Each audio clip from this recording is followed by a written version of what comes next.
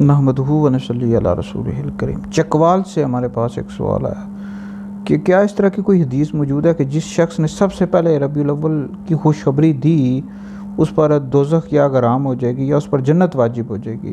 तो इस वाले से जी मेरा फतवा भी मौजूद है। फतवा इंशाल्लाह सोशल मीडिया पर, व्हाट्सएप पर, दीगर जगहों पर शेयर कर दूंगा।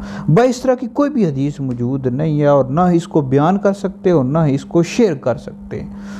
तो ये मौजू है, मनगढ़ंत है, लोगों ने अपनी तरफ से बनाई हुई है कि जिस शख्स ने सबसे पहले रबीउल अव्वल की खुशखबरी दी उस पर जन्नत वाजिब हो जाएगी या दोज़ख हराम हो जाएगी। इस तरह की कोई भी हदीस मौजूद नहीं है।